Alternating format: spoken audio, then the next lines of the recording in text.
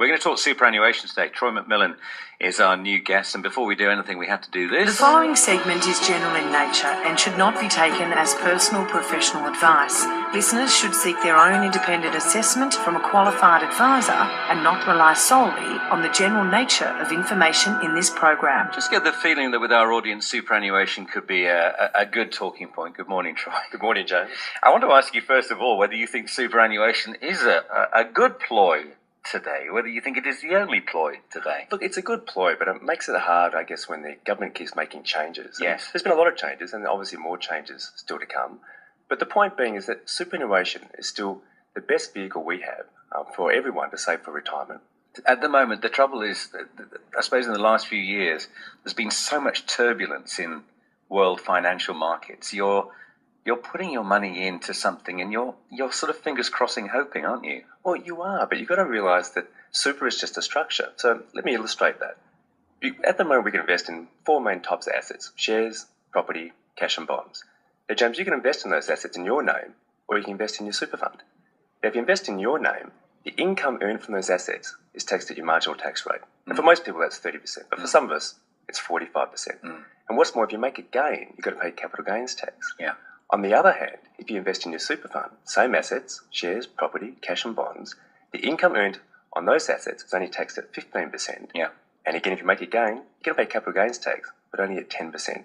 Yeah. So you can see it's a real advantage to invest inside super. The downside is you can't get your hands on it for a while. No, you can't, but still, I think for a lot of people that's going to be quite a good thing.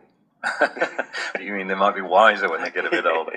The other thing is they keep changing, or they potentially will be changing the sort of the finishing line. You think you're just getting to the stage where you can claim all your winnings, and the goalposts have been moved. Yeah, look, I think one of the big changes that are about to come through is really around that. So I talked about the advantage being tax, but that, to me, the biggest advantage and the carrot the government's really dangling in front of you is when you start taking an income stream from your super. So what I mean by that, the same example, if you had shares, property, cash or bonds in your super, and you take an income stream, at that point in time, the income earned on those assets is not taxed at all.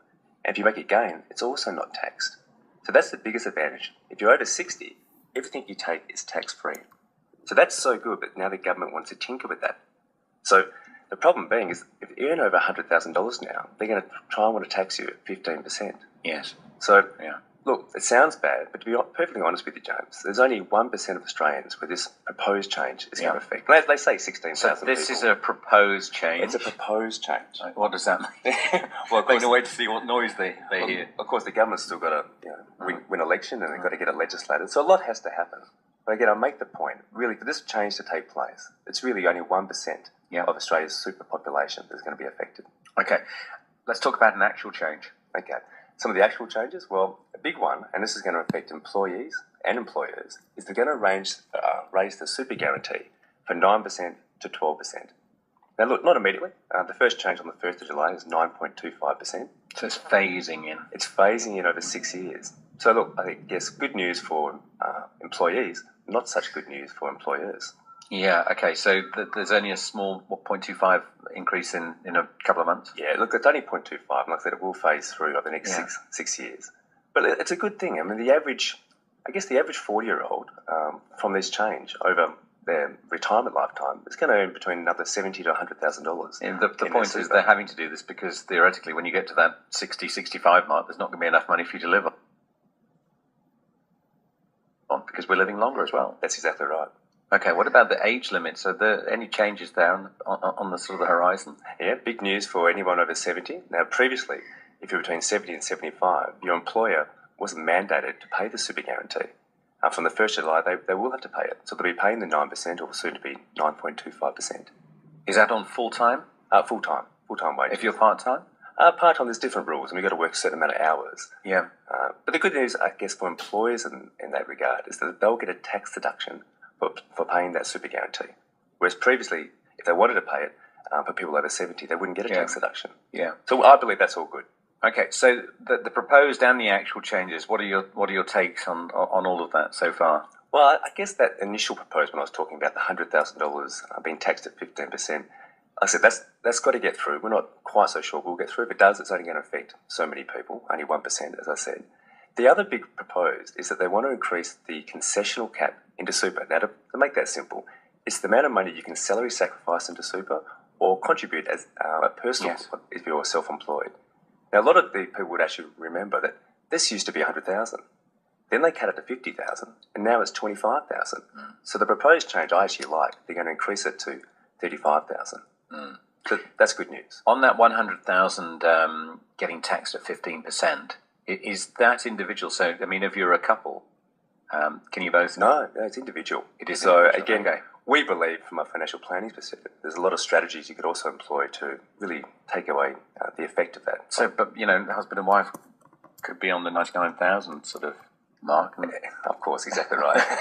There's a range of different ones you can do in relation to putting contributions into your spouse's name and so on.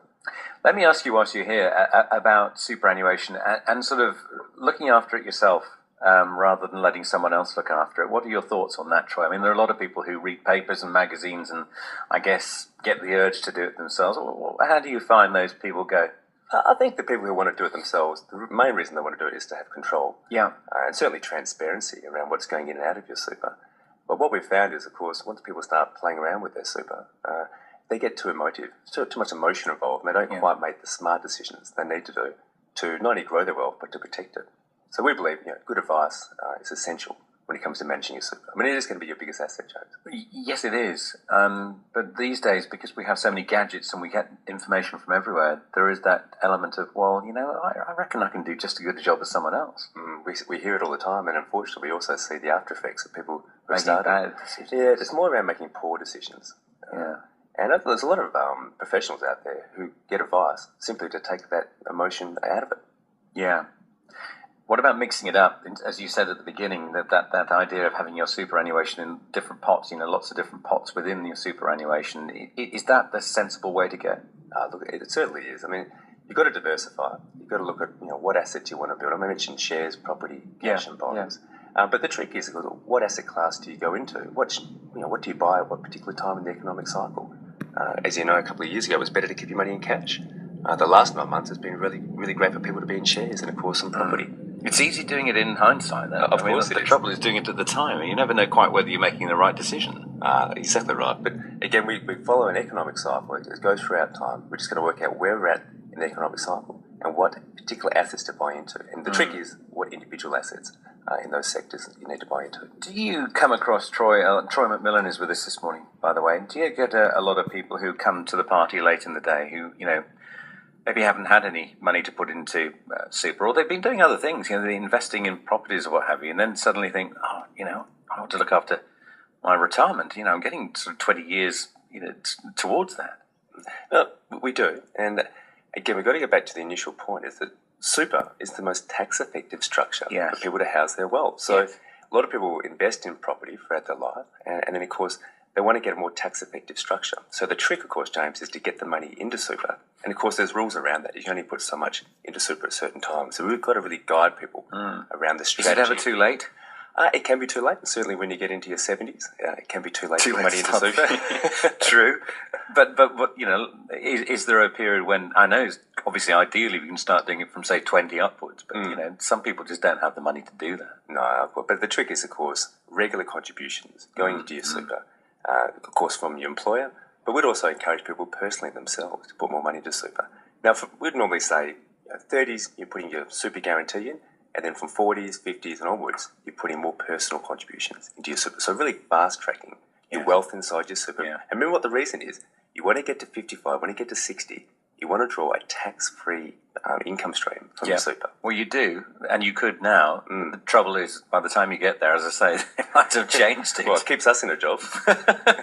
It's not fair. It's only they'd, as you say, stick to what they've been doing for the last few years to make life a lot easier. Well, look, with all the rule changes, you've got to remember super is still super. There's been a lot of tinkering to the rules, but at the end of the day, like I said, it's still the most tax-effective structure to invest your wealth in. At the moment, Good to talk to you. Thank you for coming in. Thanks, James. Troy MacMillan with us this